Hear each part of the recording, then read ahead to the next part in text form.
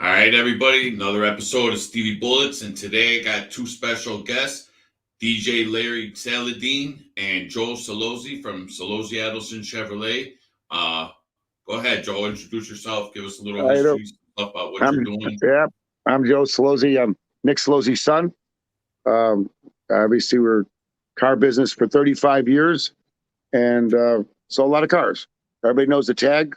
We always save more money. And the question is, did you save more money, Steve? I don't know. Probably. Depends on what you bought, I guess, right? But Last yeah, car we bought was a Cadillac Escalade for my wife. yeah. We're actually getting ready. She's just Did you paid buy it it from off. us? Did you No, buy it we from got it. Cadillac? No. No, we got it somewhere in Indiana. And then I got a Buick Regal that I bought a few years ago from one of the family friends. To Fiora Meritato gave me a great deal, over here. Yeah, Fiora gave me a great deal. I got that car. So shout out to him. My wife is good friends with the daughter, Nicole. So yeah, I like to do business with people that I know and stuff. I'd be glad to buy a car off of you. If How you got about? any Cadillac, my wife's looking for a Cadillac Escalade. So if you got any Escalades, Well, I could something obviously similar, find one for her. I could obviously find one for her. For there you sure. go. But I was just saying earlier today, it's nice to be on your show because when I first Thank you, when I thank you. glanced on it, with my Carl, my wonderful cousin, was it Carl on your show or was it the other show? Your No, show. no. So Carl, I'm not really familiar with him. I Oh, know that he's affiliated with the Giancana family. I have a friend, like I yeah, said, yeah. His who's mother is Sam's daughter, and my mother's mother was Sam's sister. So okay, that's my mother's uncle. So my mother is his mother's first cousin. Okay. okay, So that make us second cousins in a way. yeah, Yeah. My lovely yeah. little buddy blasting my ass, which is ridiculous. I don't know why he did that. It just doesn't make sense. I had nothing bad to say about him, and I could very Yeah, easily. But yeah. why do that? Why do that? I mean, it's not necessary. I'm just shocked at it. As far as my brother's movie on with his aunts, I don't know anything about that. Oh, so what is I that? Your brother has a movie about my St. Jude? brother does movies, and he did a thing on Momo Giancana. That's what he's talking about. How he Okay. made his aunts cry. Well, he Oh, meant like they didn't get paid or something. Well, all I could tell you is I would have known. My mother would have said something. So I don't think that's true. Number one. Number two, I definitely heard about it because obviously my mother went to them, not his mother.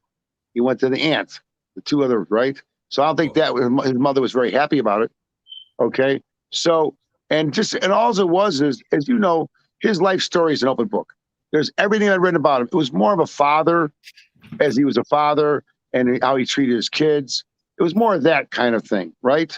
Yeah. And and so he got the rights from the sister. And actually, my brother was on Geraldo Rivera on Fox Channel a few years back with his aunt, his mother's sister, talking about the movie, a documentary. Okay. Oh, I see. Yeah. Yeah. So I don't understand the hate that he has, like toward my dad, calling us those names and the Maselli. I just don't understand people and why. What is the reason why? Like, maybe, I don't know, like Larry, I know for a fact, I don't have jealousy or envy in me. So I don't understand. My whole life, I'm happy when people do well. I'm happy when a I, guy's doing well. I don't, and if people are bad, hey, if they treat me right, that's all that matters. Because you'll find out being raised in that spotlight, your dad's on TV for 40 years, as you know. Everybody's knows you, right? Everybody's got to take on me. I wish I got the credit. I wish it was true, the good stuff and the bad stuff. There's no reality here because I've heard one extreme to the other. And you say to yourself, why? I'll tell you an incident. We had a guy that worked for us at Celozzi.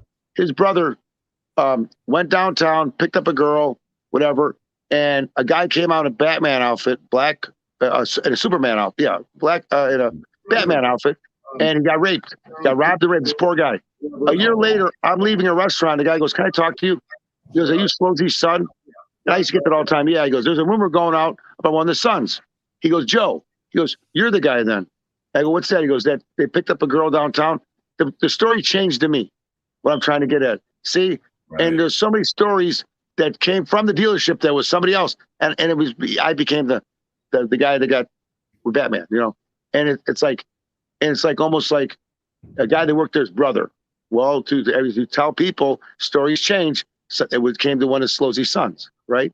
So I got so used to like stuff that wasn't even true. Like, you know, like you try to say to yourself, where did these start from? Like where, right? You know, everybody says, oh, mob this, mob that. Well, not true. Okay. My dad married the niece. Sure. But my dad was in the car business. Yes, he had friends. We all have friends, right? But to say those people want to like say, oh, this is going on. Okay. I hung around Larry's uncle, or his great uncle. That wasn't probably good for me, but I didn't know what he did. He built homes. He was a construction, right? So I figured he was okay. You know, nobody talks about you think people, anybody you meet, good or bad, lay their life story in front of you? No, you know that. Right. And in life, I always say this: what person are you getting when you meet somebody? Which one is it? You're never going to know the true person. I don't care if you live with them. Nobody shows who they are. Exactly. One is because they believe they're not good enough, or they have faults, or they don't want people to know their past. So let's be honest here. Nobody really knows whatever, you know. Right. And you know, like it got to a point with me. If I wasn't nice to somebody or didn't want to hang with him, they badmouth me. Like, oh, fuck him. What does he think he is? Mm-hmm. See, you know, that stuff like that. Like, you know, like, I don't know. Like, I just, maybe, well, my fault too, because I'm outside. I was always out. I was playing Elvis. So I was out in front of people a lot. So you're going to have those 10%. You know, the old rule, 10% move 90. That's the rule. Yeah. Our laws are made they're made for the 10% to break them. Right? Yeah. It's not in society. That's all. It's 10%. Right. They're ruining it for the 90. And that goes with any law that changed, any drastic law. It's those people that fuck it up for everybody else, you know? Yeah. And, you know, what did Dershowitz say? The laws only pertain to what? People that break them, right? Mm-hmm.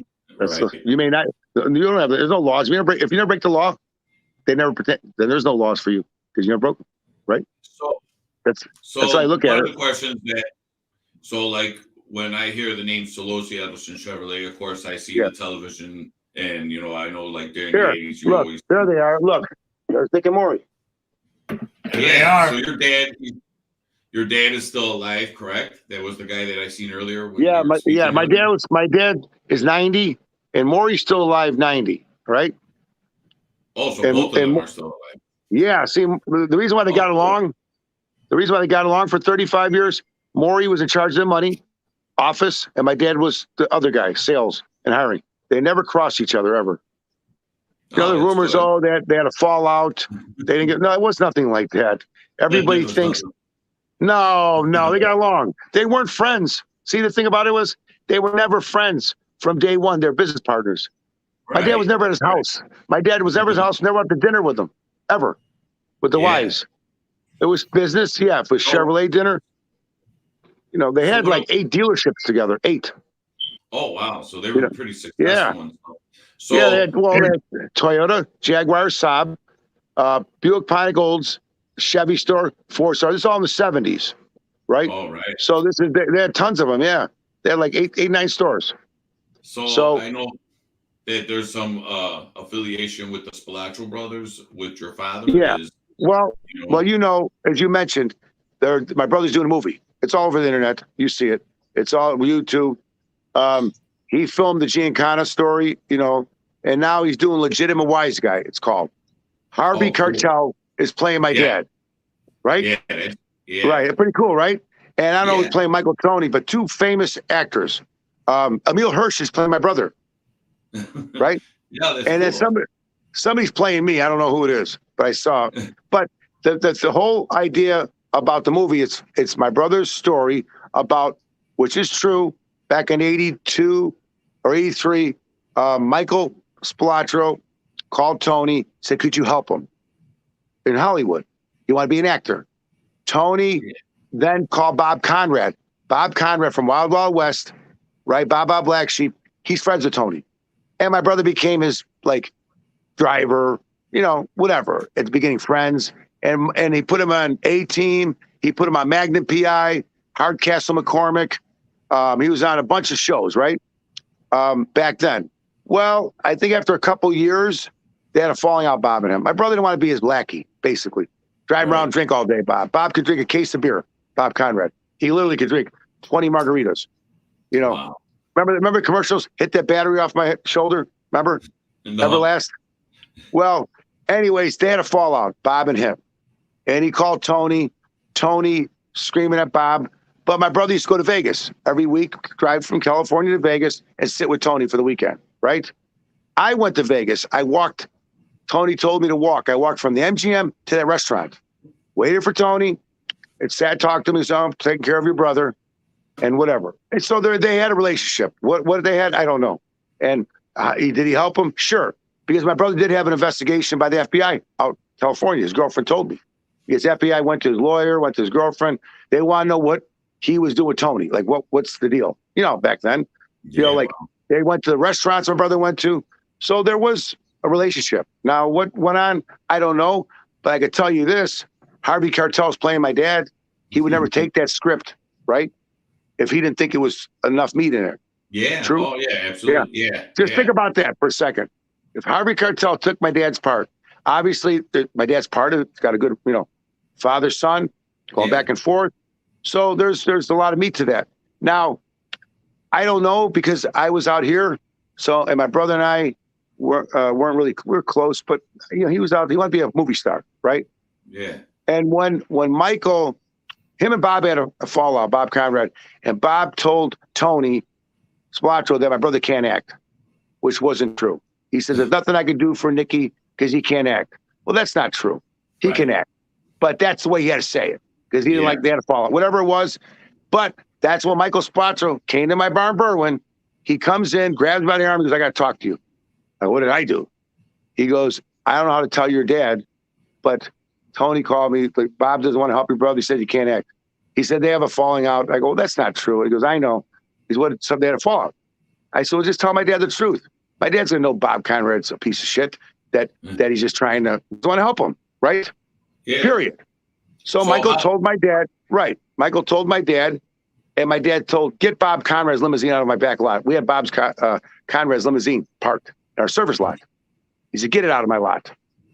So he did. And then after that, they died, as you know. I always said this. I went to the wake. I did go to the wake. And this, there were closed caskets, of course. And I was looking for my brother's casket. And they go, why? I go, well, when they buried them, they buried his career. Because they were helping, they were still helping Nick a little bit. So I figured when they died, it didn't help my brother at all. So that's when my dad went into producing.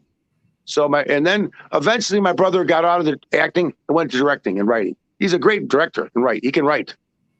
He's no dummy. Went to Marquette, graduate, speaks 2 languages, straight A's, smart guy for sure. Yeah. And intelligent, So, but that's when my dad started producing. He produced Slaughterhouse Rock with Tony Basil and Orlando. Your uncle, he invested $75,000. He put it in the movie. Yeah, I remember that. Yeah, it was called Slaughterhouse Rock. Devo did the soundtrack, and Tony Basil, the one that's saying, "Hey, Mickey, you're so fine." Yeah. She started it, right? Oh wow! So yeah, it turned out to be a big. It lasted 2 days at the movie theater, but it became a cult thing, like right? Cult classic. And right, and Slaughterhouse Rock. And the guy who started, remember Chips on TV, the 2 San Francisco. All right, the blonde hair guy, Hot Dog Nelson, not Eric Estrada, the other guy. Yeah, right. The white guy. He started in it with my brother. He stayed at my house. Yeah, that guy. He was in it. That's remember that was '86. Chips was on the late '70s. Remember, so it was only a few years when it canceled, right? Yeah. This is back in the day, right? Like when I did Elvis in the movie, I played Elvis in the movie Hidden Obsession. That was filmed in Chicago. Hidden Obsession. You can Google it. You'll see me in there. Well, the person that started in it was Heather Thomas from Fall Guy, Willie Majors. Remember that? You remember that, do you? No. Okay, no. And J. Michael Vincent, big time actor. He died. Yeah. He died, but he was like he was in a couple series, right? He was a good looking guy, big actor. Drugs and alcohol killed him, right? Just another, guy. Yeah. And then he produced that one, and then Then he produced the one was called that was called Hidden Obsession, and the guy that starred in it, another actor, his brother was. Remember the cartoon Feefle Goes West, the mouse, the cartoon. Yeah, yeah. Feifel. Yeah, his brother was the voice of the mouse. Glasser, Cool. Richard Glasser is the actual guy. So he produced it. The brother produced it with my dad, but that guy ended up working for Weinstein for years. He was Weinstein's the one that went to jail. The girls. Yeah, He was the president of the company. Glasser was for years. Yeah, he got a big job. And he also produced Mob Wives. When he did Mob Wives in Chicago, my brother brought the girl. He got the girls. My brother did everything. Oh yeah, my ex-wife. Yeah, my ex-wife almost got the part. The last part, because of affiliation with Mooney. So there were no mob wives. There was mob relatives. You know that. Right. And so with that girl from New York, they produced it. Only lasted a year out here. But as I was getting back to it, we started doing, producing stuff. But then my dad didn't want to do that. Then my dad did the movie called Dumb Luck in Vegas. That was a Joe Travolta, Jeff Conaway from Taxi. The guy who played Kinnicky in Grease. Yeah. The blonder guy. He just died. Yeah. Celebrity Rehab. He was on Celebrity Rehab, right? Yeah. And the blonder guy. He was on 7 Years Taxi from New York, actor. He stayed at my house. He came in. We did a Miss Glamour in Maryville, Indiana. I paid him. He was the star. Now remember, this was in 90, 92. Right. Well, when we were down there with him, he says, "You want to go downtown to see Danny DeVito?" They were filming The Hoffa Story with Jack Nicholson, Danny DeVito. Well, Danny DeVito was 7 years with Taxi with him together. Yeah. So he knew him. I didn't want to go. I sent my girlfriend, him, and the driver. At 4 o'clock in the morning. That doesn't really move me, But so Travolta with the Dumb Luck in Vegas. My dad plays a mafia boss he shoots him, he kills and he murders a guy, and then he gets murdered, the old man. But it starts out in the card game. It's pretty good. My dad did a great job in it. Actually, it was filmed in Vegas, and you know what? I thought it was a good job. Yeah. No, that's interesting. A lot of people don't know. Oh yeah. So, it's my brother that does the movies, number one, and smart guy. So he was doing the Giancana thing about 6 years ago. It was a doc with the daughters, and I guess he went around in that, which probably didn't like that. One with the two sisters, but as far as Carl Blasson, little bastard. He doesn't. I'm not gonna trash talk him like he did. Call me names. That's not what I'm about. That's not necessary. Just so everybody's clear for the record, Carl Giancana, Carl Manuel. I don't know the guy personally, just know him from Facebook. I have nothing against him if he would like to come on this show. And I want to go with him. I want to come out with me. Yeah. No, and I'm not trying to make problems for you guys. Actually, I'd rather, try to make some type of resolution between you guys. But I don't get in the middle of family business. But like I said, I don't have anything, no bad agenda towards him or Charles Pacelli or anybody. Like I said, just promoting stuff, getting your side of the story, and hopefully, one day you guys will be able to come to some type of resolution. Well, why not? Why not? Yeah. We're all men. We're all able to sit down and talk, respectfully, and that's the way. That's right. That's right. You're exactly right. That's exactly right. Listen, you know what you're doing, okay? You've been doing this. You're obviously a professional. I watched you before. I was impressed. I was impressed. So it's almost like you've been doing this forever. In a way, I thought you had it for years because the way the way around it. So just the way that I carried myself in the streets. That's right. Like I said, I grew up in the streets of Cicero. I spent a little time behind bars, and I was able. I have a lot of intelligence. I went to a Catholic school and stuff.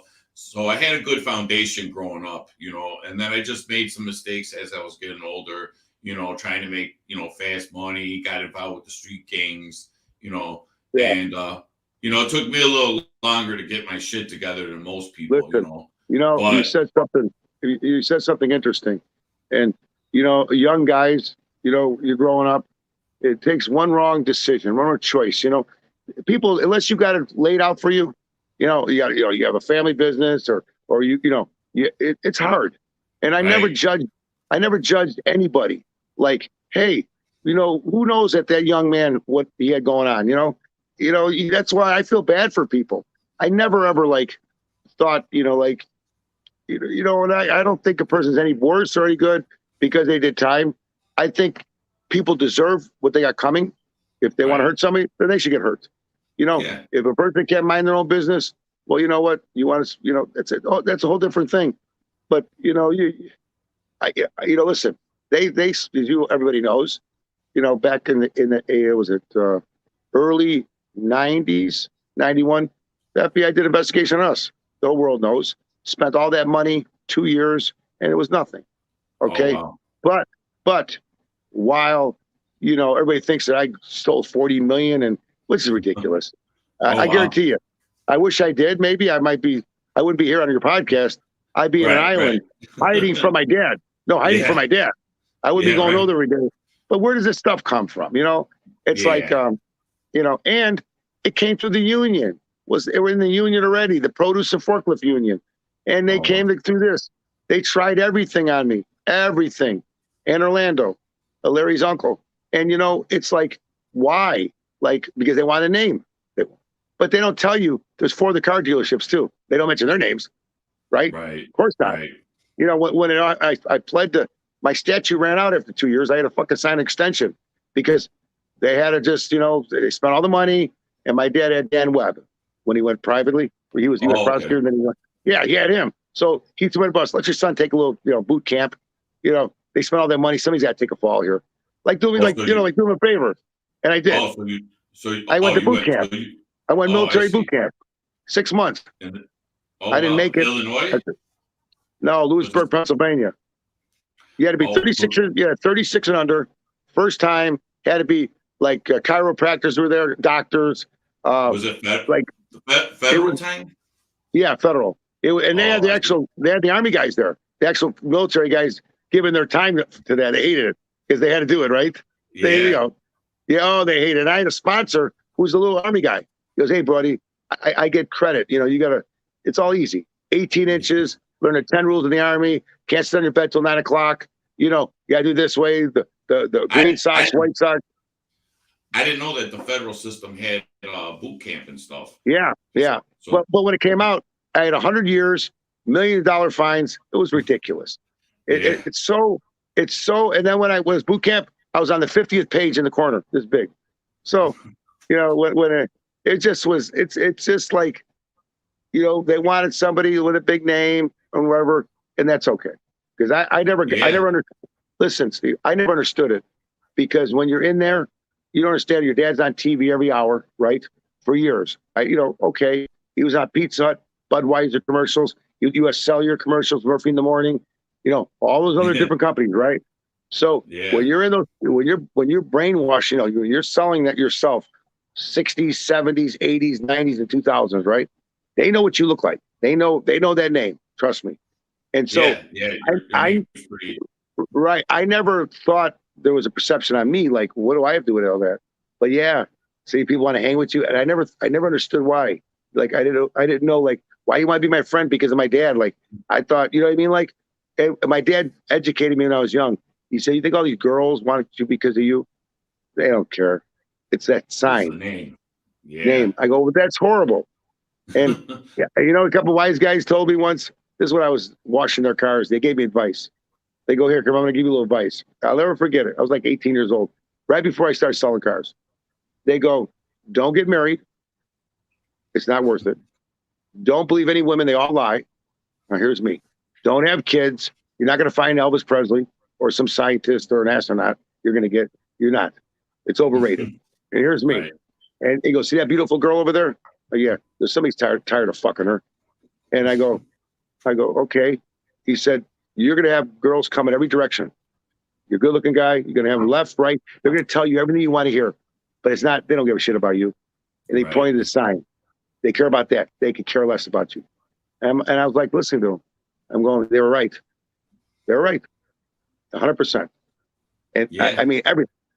They're going to tell, people are going to tell you what you want to hear, period. So you don't even know who you're with. Yeah. Right?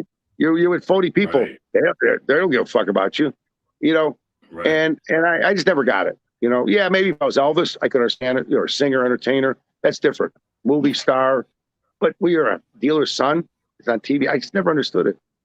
You know, yeah, I like the idea. You don't have to wait in line, and you got everything. People would do extra for you. Sure, and my dad had a great reputation. He took care of everybody. So the guy worked. You had a good life growing up, right? Yeah, and he was straight shooter, my old man. Never swore. I never seen him swear. He worked hard, and he appreciated his father and mother. I tell the story, explains everything. When his first day in business, his father came there. A little guy from look at this. I would love to go on with Joey in time like this. Oh, it's Chuck Maselli's on her. See him? Oh, that's cool. That's cool. That's good. Yeah, Chuck. Yeah, no problem, Chuck. There you go, Chuck. So I don't know, Chuck. I'm kind of learning a little bit about him. Listen, real fast. My cousin Carl, Chuck, it's great. But you know what? He knows the truth. Okay, so he's got to live with himself.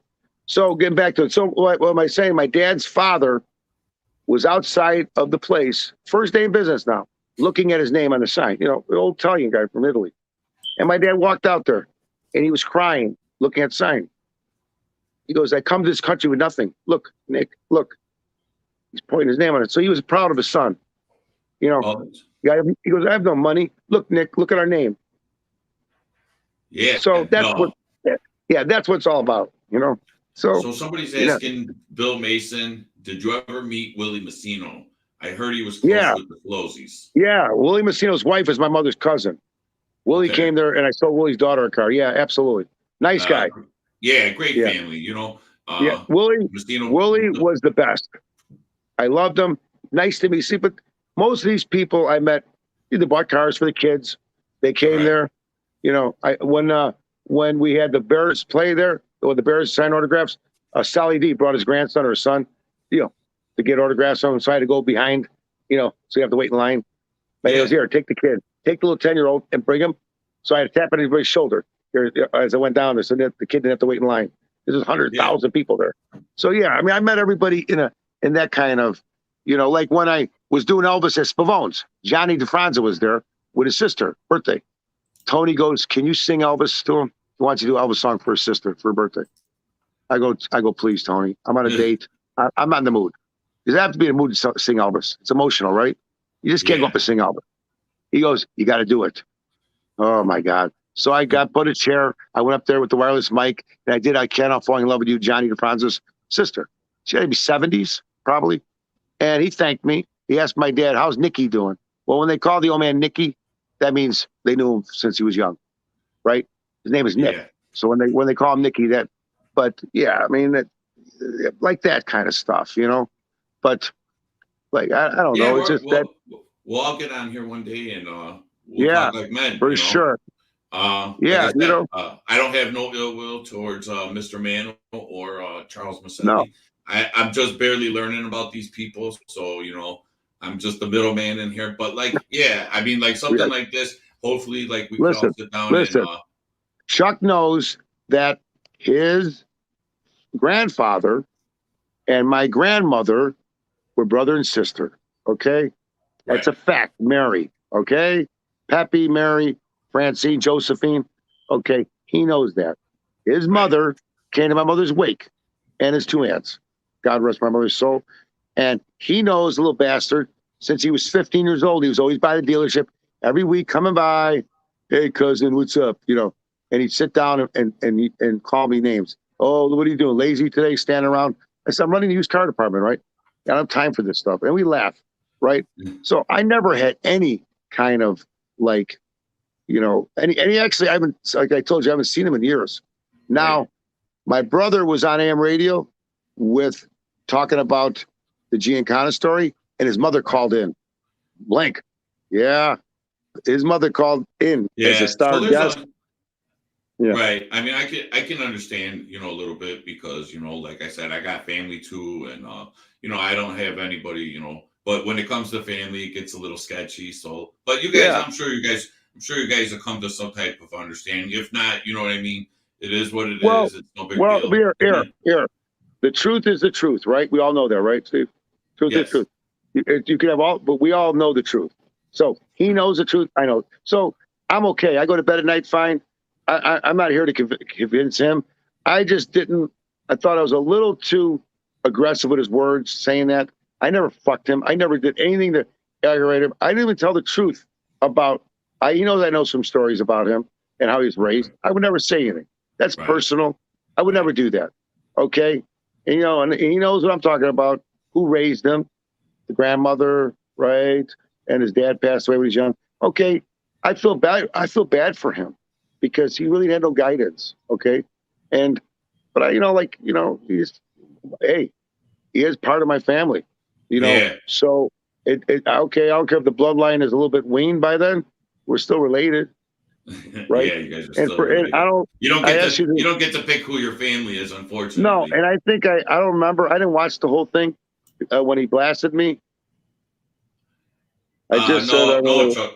Yeah, no, it was just a misunderstanding. Oh, Carl's my grandmother's. Mary wasn't a Celozzi. Wait, he's just said I'm related to him. I am not. Carl is my grandmother's Mary. No, my grandmother's Mary was Sam's brother. Okay, what is he saying? I don't understand what that means. He just said, Chuck. What is he saying about my grandmother?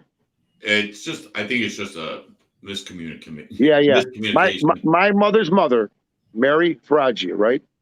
That was Sam's sister. Okay. That's all. Peppy, Josephine, he knows. Okay. His mother and two aunts is my mother's first cousin. And tell your mother, Carl, if he's listening, to thank you for coming to my mother's wake. When she passed away, both aunts came and his mother, which I thought was very nice.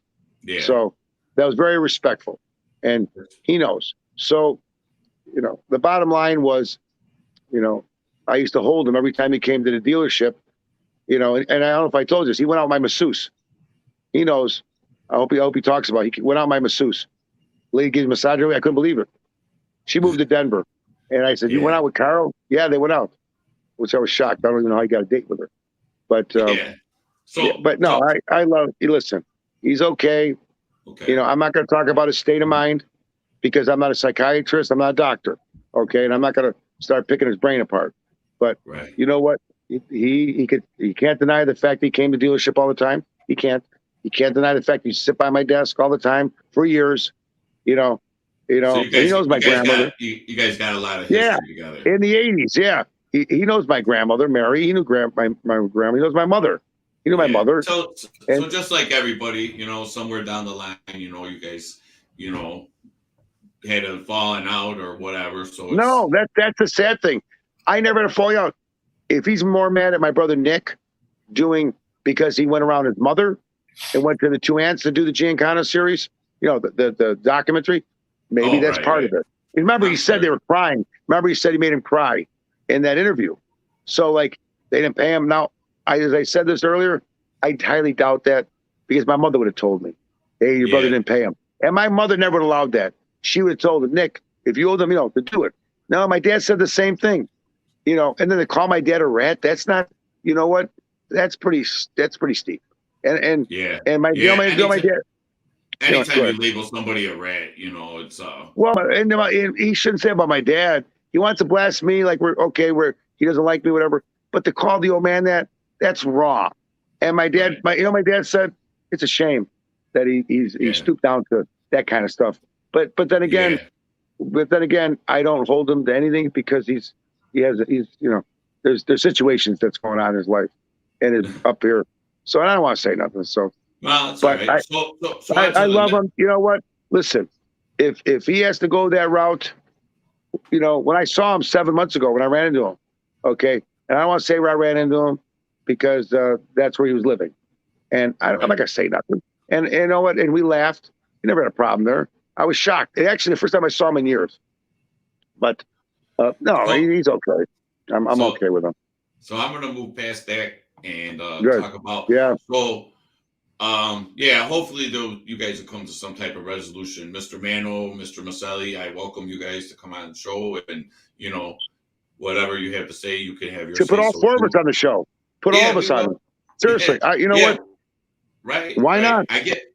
If they're open to it, And listen, I said, I don't. The only reason why he wouldn't go on the show is because he doesn't want to confront it, right? If I'm willing to do it, why not? Yeah. I agree, Joey. Friends shouldn't call friends lazy in public, especially in the workplace. Yeah. See, Bill? Yeah, Bill. He's busting my stones. Hey, you know, because he's sitting at the desk and, you know, he's bored. I think personally, I don't know if I told you this, he bought a used car for my dad, like a junk. I don't know if junk. He was complaining about it. My dad took the money back.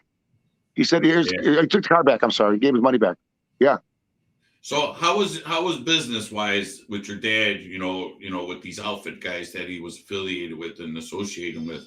You know, would you say good business or bad business? Did they pay their bills? You know, yeah. How was it like that you remember, like growing up? You know, knowing that your dad had like association with certain type of people. Well, you know? It's funny you said that because when I was 12 or 13 years old, I heard it all the time about the mobsters. I couldn't understand it.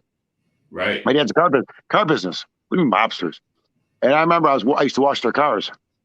They make $10 right back then. Right, $10 to wash the car. Minimum wage is $4, right? So that was a lot of money. So I washed the cars. If I found money in there, if I found whatever, I would, you know, I never took anything.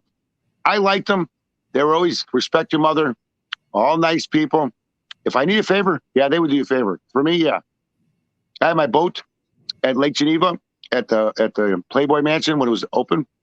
Oh, wow. And they got me, listen to this, they got me a spot right in front, right?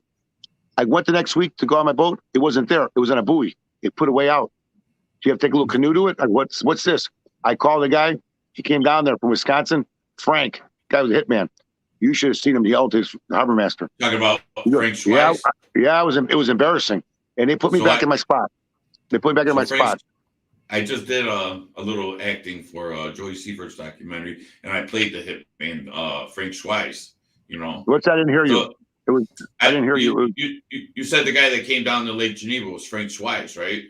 The hitman. No, it was a guy named Frank Arceo. This is back in the early '80s. He probably was close to 70, 5'2" guy.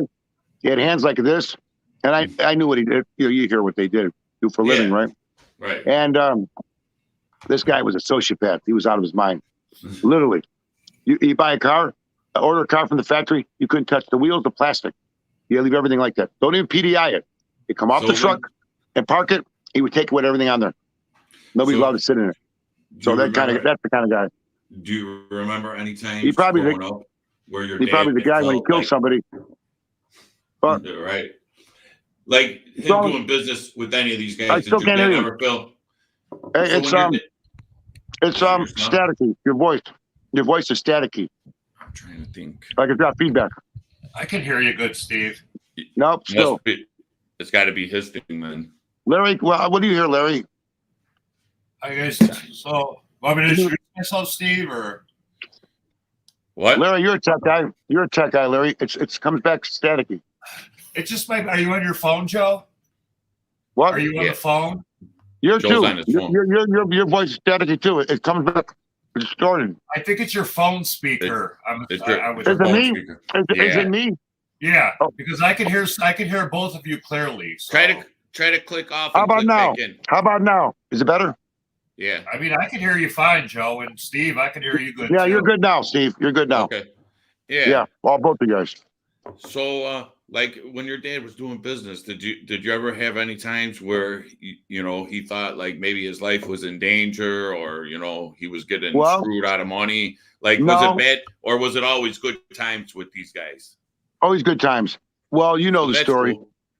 You know, like if I fucked up a couple times when I was young, he would get calls and he got passes. I got a pass because out of respect to him. So that's true. Yeah. Yeah. I could see stuff like that happening because, like you said, you know.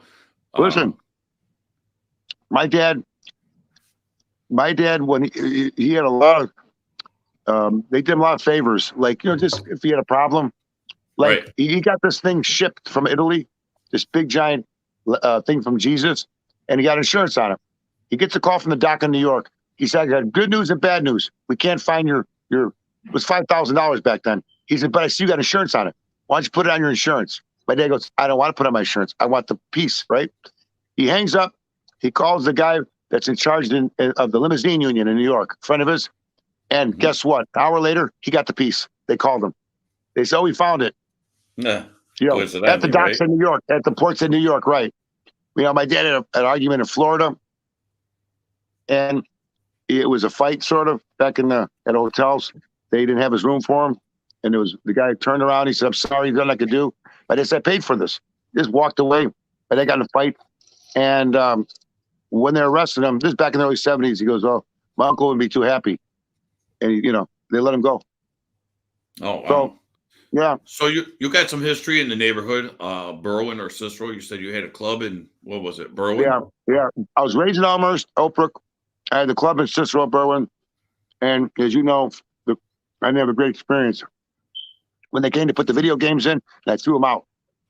I mean, I knew that town was, right, and you can't do that. Right. My dad gets a call. My dad gets a call, not me. He says, "Hey, listen, your son was a little rude to our people. He threw them out. He said, you don't want to hear it, but Nick, we're going to close him up. You get his head broken, and he won't be in business." So, and my dad goes, "What?" He goes, I'm calling you first. It's your kid." So the old man wasn't happy about that. He was not happy. And what years was this? What was the name of the club for everybody that's not familiar? Celozzi, Shake, Rattle, and Roll. 50s, 60s. And this Larry's was mom worked located, at there. Yeah, at 22nd Oak Park Avenue, Berwyn. Yeah, so His that's mother worked there. interesting. Larry's mom worked there. Joe, my mom's watching. Say hi to her. Oh, so I said hello. His mother worked there for me and worked at Italian Underground. His mom. That's how I met her. Yeah. And there's her mother. His mother was the wise guy. Well, I don't know about wise guy, but it was Orlando's niece. That's how I met him. Through Orlando. And I don't know. Berwyn, as I asked you earlier, Berwyn, Cicero, back then, it was corrupt. I mean, maybe it still is. Back then, it was nobody did anything on that street. You know what I mean? Yeah. Oh yeah. So I never had to pay. I never had to pay nobody. I was waiting for that next, street tax. I never did. They never asked me. Yeah. I don't know. I was shocked though because the phone call came in the next morning. Nice. He's a friend of my dad's, Nick. And my dad didn't like the idea because I was working for him. I was running used cars, so I didn't really need that. I just bought it because I wanted to own a bar, right? Sports bar. Yeah. And so I was friends with the guy that owned it. It was called Mario's. That's the Mario Lanza. His aunt was married to Mario Lanza, singer. That's why it was Mario's. Would you believe it? All the pictures in the place was a pizza place and had Mario Lanza's picture on it. That's cool, right? Yeah. Opera singer, right? And so I bought it to make it a 50s, 60s place. Let me tell you, we killed it there. I mean, I was doing big numbers, big. And I doubled sized the place. The good times, huh? Yeah. I had those guys around the corner to be my doorman. Those big dudes that own the newspaper. Yeah. The owner, Porky's come in, the fire alarm. I knew all the owners, they all come, we go to each other's bars. Yeah. I like the people out there. They're, you know what, to me, they were their own breed. Their own different kind of creature there. Yeah. Cicero and Berwyn's always been like that. Like I said, I grew up in Cicero. The beginning of my years, 8th grade year, I moved to the south end of Berwyn, so it was a whole different story. That's where I started getting in trouble. It didn't start in Cicero. It started in the south end of Berwyn and stuff. And I went to high school out there. And like I said, what were you saying? What's that pizza place down the street from me? What was the name of it? Been there for years. Pizza place. Freddy's Pizza? Easton? Yeah, that's it. Al's Pizza. It was just recently knocked down. That was on Cermak. Really? Yeah. So Al's Pizza, that's a legendary spot here in Cicero, for that pizza. That whole street cleaning up? The whole street. Okay. The best pizza, that you could find is like Albano's. They got the pizza puffs. You got Freddy's Pizza, number 1. Then you got Benny's. Benny's would probably be Benny's would be number 2. Number 3 would be Salerno's.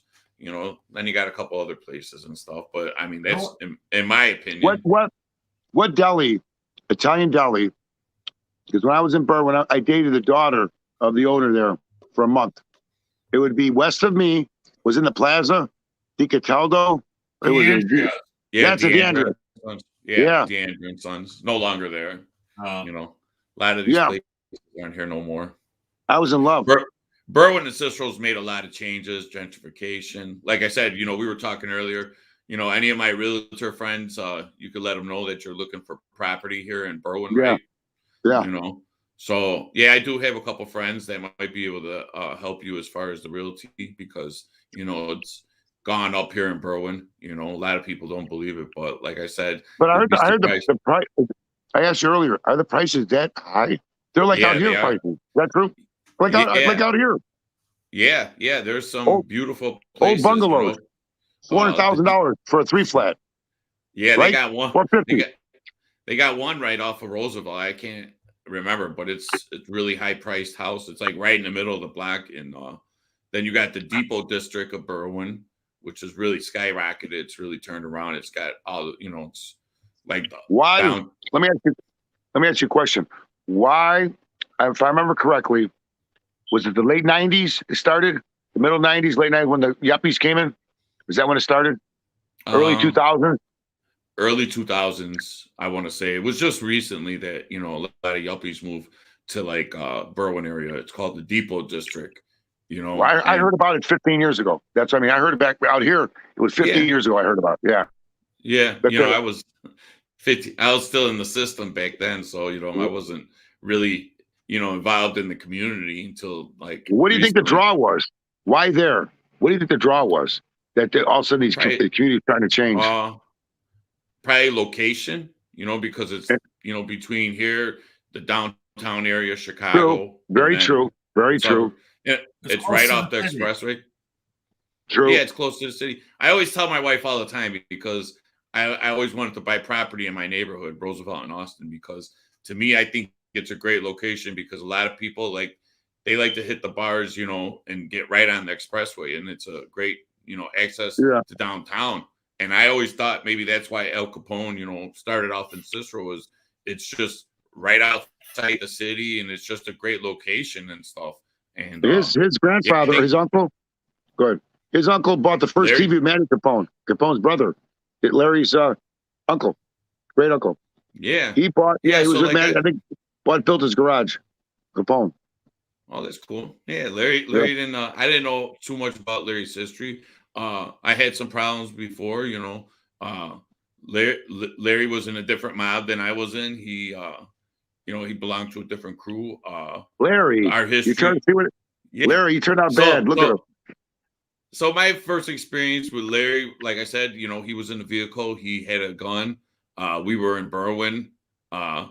I think I walked up to the car. I forget how it kind of went down. I'll let Larry kind of describe how everything went. Yeah. You know, the Berwyn cops tried to put the gun on me or tried to say that I gave him the gun. But, you know, so that's my little bit of history with Larry, you know. And then, of course, you know, throughout the years, you know, I seen that he started promoting music. So, I didn't remember our history. He just kind of like made me remember, matter of fact, yesterday, because I totally forgot about the whole incident. But then, like I said, you know, back then the police they had it out for me. Larry will tell you, you know, they really wanted me to go to jail for it. But yeah, and I dealt with that on a daily basis. I wasn't innocent, but I didn't. Yeah, blame for everything. Stuff that That's right. That's right. See, you lived it. So it's horrible, right? Isn't it? Steve, they wanted you, Steve, bad. The Berwyn cops. Yeah. They wanted to put you away. Mm-hmm. Because what happened with that incident, I was driving. I had a friend in the car with me. I had a 38 on me. And I pulled up to say hi to you because you were walking down the street. But they were watching you because your cousin Kenny had just got shot. Right. And they were looking for you to retaliate. Mm-hmm. They were hoping they could catch you. They thought I was with you. So cops pull us over. I got the 38 in my pants. Larry, I can't believe this. I remember now. I totally forgot about the whole thing. Larry, I'm shocked, Larry. You're a good little kid. I'm shocked that you turned out like this. We were in different gangs. We knew each other. Larry. We weren't like best friends or anything, but we knew who each other were back in the day. You know, Larry. Grant Works, part of Cicero, 14th and 51st Court. But I pulled over to talk to Steve. Cops come out of nowhere. They frisked me. Then they found the gun. And I remember they put my friend in a separate squad car. Me and Steve were in one. And when I got to the police station, they're like, just tell us Steve gave you the gun and you can go home. But see, this happened. Yeah. Oh, no. 98, Steve. 1998 that happened. But Larry, this was all the time, though. Larry, I ruined you. See what happened at 10 years old? You heard the noise. No, what happened was it ruined him. He heard the noises. There was a loud noise banging against the wall the next room. He was scared. He thought something was happening. And he never was the same after that. Poor guy. Yeah, right. You know, Larry? Yeah. It's horrible. I know you have nightmares over it. They wanted me to say, just tell us Steve wrote and gave you the gun. And I said, no, it's mine. You know, which it was. I took responsibility for it. I appreciate that. Yeah, because they would have definitely put it on me for sure. And they even though they knew it was my fault, they just wanted to blame you because they were so after you back then. They wanted you off the street, Steve. Yeah, you were nothing but a problem in their mind, you know. Yeah. Steve, oh my God. I bet you. Hey, Larry, I bet you anything went wrong in Berwyn, they went to him first. It was you. Oh, absolutely. What were you? Oh, I hate that. Stevie, at Freedom Park at that time, right? Yeah, I lived down the street. Yeah, I was implicated every single crime that happened. It was pretty much thrown at me. Yep. You know, and I wasn't innocent. I was doing a lot of stuff, but I wasn't this bad, horrible person that they were making me out to be. I mean, I got picked up on murder charges. I got picked up on armed robberies. You know, they killed my friend in 2000. You know, and it was just because there was so much animosity between me and the police, and things were being said, and people were taking things personal that it really escalated, and it got really out of hand. And like I said, it's all bullshit too. All crap. Yeah. You know? Yeah. And it didn't have to be like that, you know. Yeah. And they literally just wanted, you know, the odds were really against me. Yeah, the odds were against me. They were either gonna, my parents had to have a sit down with me one time because they were really at the point where they thought that they wanted you out of town. They wanted you to go out of town, move out of here, go somewhere else, right? Yeah, they had a meeting with my father on the front porch. I'll never forget it. Wow. My dad was, you know, at that point, and they took him outside. It was like 3 or 4 officers, and you know, it really upset me because they tried to intimidate me and my father. They did intimidate my father. You know, they brought him on. But not you, though. But not you. No. When they did that, you know, I was even more against the police. Yeah, you got worse. You know? I was going to say that. That just fucked you. It really. Yeah, because I started, you know, carrying a gun, and probably at that time, you know, if police would have approached me the wrong time, I probably would have ended up shooting one of them because it was a lot of anger between us. Yeah, but do you see how things get escalated? Right there, there's a perfect example. A young kid should look at your situation and realize, hey, one little bad move, right? You get mad, you shoot him, you're done, right? Luckily that you didn't, you know. See, there's a perfect example of how one bad decision, your life's over. Oh yeah, it changed my life. Isn't that horrible? That's horrible. I hate to see like that young man. You know, I'm against all that. I should be like I should go on like an, I don't know, advocate. Like, look what I found for you, Larry. My Elvis. Look at this here. Oh, that's shit. me. Oh, that's I remember one time when I was about 21 years old, me, my mom, and my stepdad went to Giannotti's, and we watched you perform. Yeah, I was playing every Tuesday night. My mom used to love it when you would sing Suspicious Minds, and you sang it for that night. Yeah, you know what? The one thing about me with the Elvis, I did the songs I could do. I didn't try to. I did about 50 songs I could do really good. That's it. I didn't. If I could do a song right, I wouldn't do it. I don't care how popular it was. You know. And I practiced though, Steve. I was like, dude, I was like on it, like a bird, like a parrot. You know, I just kept listening. I had the voice, and I just kept going and going and going until I felt that was good. You know, I mean, when Joey had that bar in Berwyn, Shake, Rattle, and Roll, he had a robot, like an Elvis robot type of thing in the bar. Yeah. It came in a casket. It came in a condo for a while. It came in a casket. I bought it out of New York, Jukebox Saturday Night. They had their franchises. I bought it out of New York. It was $6,000. It was as tall as me, had the jumpsuit and a cassette, and I got my voice on there. You know, and here's what I used to say: when you walked in the shake around roll, the eyes would open up, the hands would move, and they'd be like this. Hello, this is Elvis Presley. I just don't get out much. And it was my voice sounding like Elvis talking, right?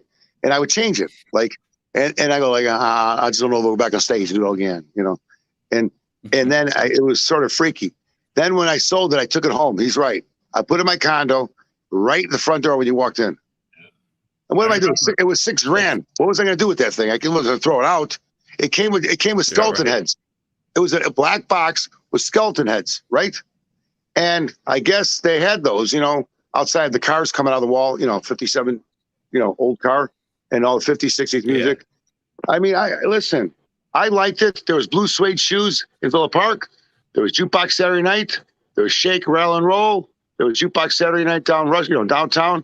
They're popping up. The 50s, 60s, in the 90s, 80s was popping up. So it's 30 years earlier. And I love that music, okay? But as he knows, I had Rick Cicero at my place for 5 days, packed him in. Oh, Rick is the best, right? Yeah.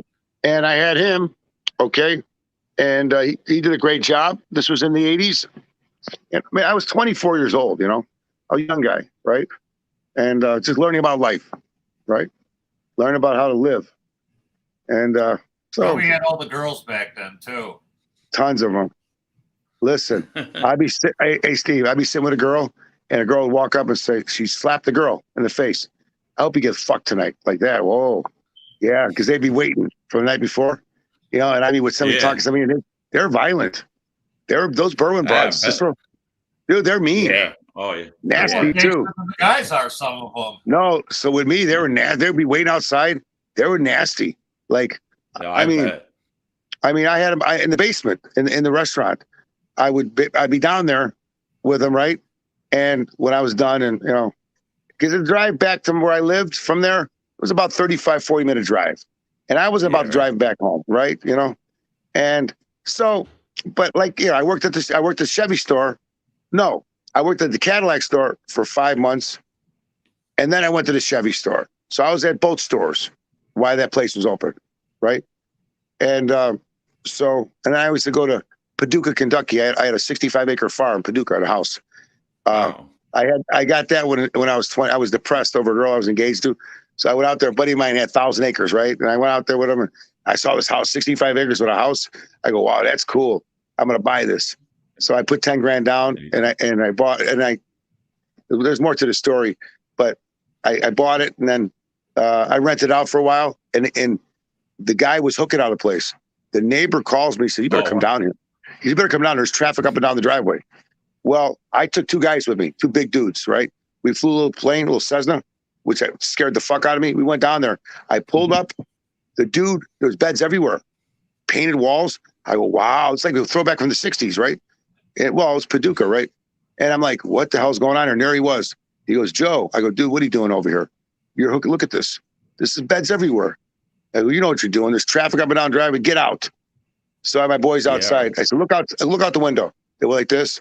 I said, yeah. They waved to him. You get your shit, get the fuck out. So you know what he does? He gets in his wagon, loads it up, and he backs up, hits the water main, blows the fucking water out.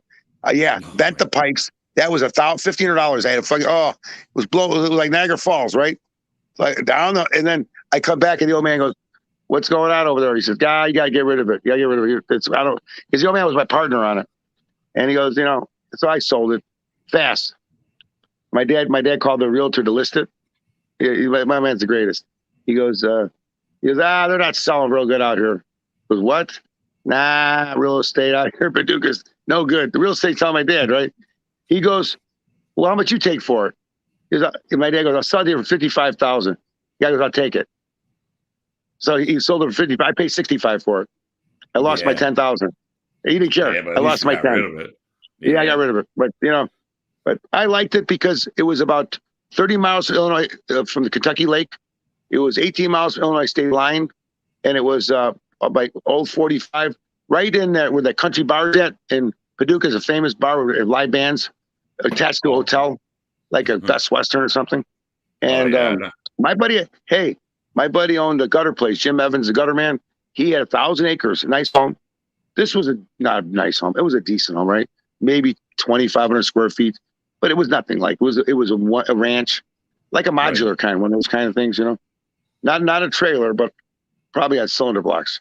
Yeah. And then when I left there, I pulled around. I never drove around the place. There was a guy squatting on a trailer in the back part of the house. I pulled around. There he was. He's living there. I knocked on the guy's door. I go, yeah. He goes, dude, what's going on here? I go, it's my property. He goes, yeah, he sold to my sister about 3 years ago. Yeah. He goes, I go, you know what? You can stay there. Yeah. I go, watch the house for me. I said, I'll be calling you guys' number. So I let him stay. Throw the guy out. I'm not like that, Obviously, there's nowhere to go. I'm going to wrap this one up, guys. Okay. I got to take it's a great time. I love it. I'll have you back on the show. And we'll definitely get together. I'll get a hold of Mr. Maselli and Mr. Mano. We'll sit down and talk, like men. And I'm opening up a solar company in the next 6 months, my dad and I. So we'll talk about that. It's solar energy. And I got partners with Steve, the guy, my buddy Steve. So, and 2 guys out of Elk Grove Village. So we're going to be in solar. You'll be seeing solar. My dad's doing solar commercials. So we'll talk about that another time. Yeah. We'll all get together. And it's a great time on here. I had a great time. You know what? Went by fast. Seeing Larry, poor guy, still hasn't recovered. And I love it. And anytime you want me on there, I'm here. Okay. Thank you. And you too, Larry. Thank you. Joey. What? Good to see you. Like I said. Yeah. And I'll let you know. I'll let you know when they're done filming Legitimate Wise Guy. But you can Google it. And when I think it starts next month, they're gonna start filming. Yeah, I'm gonna check it out. Yeah. Thanks for letting me sit in. Yeah, thanks, Larry. Connecting us and stuff. We all got. I'll bring you down. If my brother and I are talking, I'll bring you down to the set. They're gonna film in Chicago. Yeah. And you can meet Harvey Cartel. We'll get Harvey on the show. We'll get Harvey Cartel on the show. How about that? Yeah, that's all I'm about, man. Yeah. Let him say no. We can, just promoting stuff in the neighborhood, guys like you, if I could mediate, some issues between people around the neighborhood. And you did. Believe it or not, you did. You're a peacemaker. Yeah. See? Yeah, I like that. Yeah, Mr. Maselli, Mr. Mano, we're gonna work this out like men. You know what I mean? I know that maybe some things were said, but I think at this point we can all come to some type of agreement. If anything, we just walk away from each other. Yeah. Why? It's not necessary. Like you said, it's just not necessary. Yeah. No, I go through it all the time. Yeah. With my own family, I've had some issues. Just once with one person in the neighborhood, and it was basically, because like I said, everybody has their own opinions. Right. And no, you're right. Things. You're right. And again, we don't know what people travel their journeys. I don't know how a person got to where they're at in life. So who am I to judge anybody, right? Yeah. Hey, as long as you're open, you're humble like that. That's there a you good go. thing. Hey, listen, I've had the greatest run of the 20th century. You know what? I'm happy for everybody. And guess what? If I die tomorrow, don't cry at my wake. I've had a great run. That's how I look at it. Thank God every day. One thing about Steve, real quick, one thing about Steve is I've known you a long time, but I really respect how you've straightened up your life and you're trying to do a lot of positive things. Yeah. That's good. I like that. Yeah, thank you. I give you a lot of props for that, man. Hey, it takes a guy to come back. Trust me. That shows a little character. Yeah. Thank you, guys. Yep. You'll find your way. You'll find your way. And if anything I can do to help you, why not? Thanks a lot, man. I appreciate it. No problem. I'll got the blessing. We always save more money. Remember that. Yeah. Celozzi Edison Chevrolet. All right, guys. Thank you. All right, buddy. Again. Larry, good seeing you, Larry. God bless you. Talk to you later. Right, bye.